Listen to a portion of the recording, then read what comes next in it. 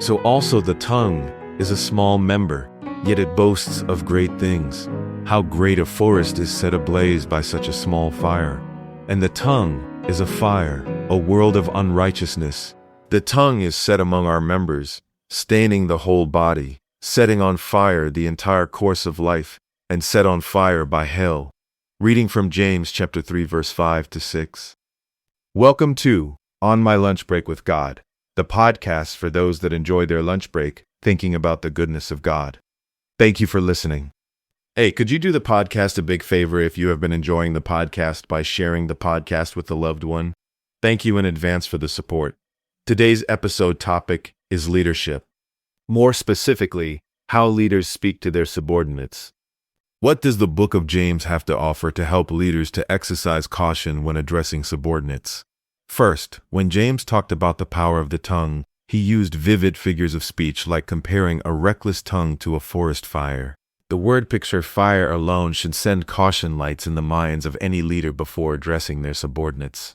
Acting as a fire starter should be an idea in the mind of any leader that dares to use belittling speech in an address before subordinates. Leaders should know that this type of speech can burn their entire organization down to the ground.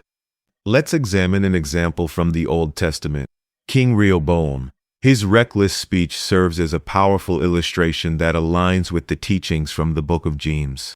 As a leader, having an unrestrained tongue can lead to the downfall of an entire organization, highlighting the importance of being a leader for whom guards his or her tongue, or in other words, are mindful of their communication. Yet, one may ask why use Rehoboam to discuss leadership. The kingdom of Israel was diminished under his failed leadership. Also, Rehoboam was immensely unpopular by his people. He was not a beloved leader like his grandfather, King David. If Rehoboam was around in today's society, no groups would invite him to speak at their leadership seminar. Also, no group would pay him an honorarium to give a leadership speech, especially the large fees that many famous former politicians currently receive in the millions at the various annual leadership summits worldwide. No respected leader that desired to grow their respective organization would pay to hear a leader in which his organization split in half negatively, the kingdom of Israel. Definitely no one wants to learn from a man who refused to listen to wise counsel. See 1 Kings chapter 12, verse 8. Further, because of the missteps that King Rehoboam made, if he was a modern leader, he most likely would have retired in anonymity to play golf alone on some faraway Caribbean golf course. Leadership lessons from King Rehoboam. Regardless of the size or type of leadership, be it in a family, church, community, or business, King Rehoboam serves as a valuable case study for all leaders. To gain insights into effective leadership, we will first examine King Rehoboam's most significant mistakes and identify what to avoid while in a position of authority. First, point to be made. We can avoid copying King Rehoboam's attitude.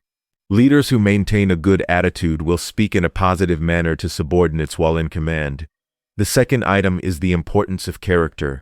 The second point focuses on the significance of having a commendable character. In the case of King Rehoboam, he was not known for his discretion. Often mean-spirited, he showed little regard for the feelings of others. Lacking empathy, he particularly had no respect when speaking to those beneath him. The audience in 1 Kings chapter 12, verse 10 to 14, received a clear illustration of how King Rehoboam disregarded his citizens' emotions through his choice of words. Unfortunately, there are leaders who may agree with his leadership style and think this manner of communication is okay. Why will these leaders think this is okay? Because they will say he was just being tough when talking to subordinates.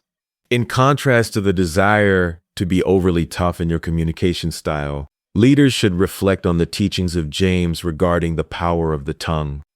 And so, this insight brings us to our final reason for steering clear of King Rehoboam's communication style. A leader must always remember the grace bestowed upon them by God through Christ our Lord. As a result of receiving grace, a leader, and especially a Christian leader, should aspire to extend that grace with communication as a gesture of gratitude to the Lord and generously share it with the members of their organization by being graceful in speech and tone.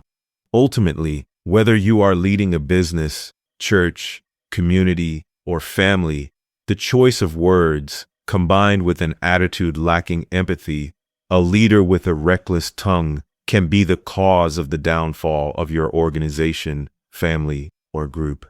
In severe cases, it may even result in the destruction of your entire organization.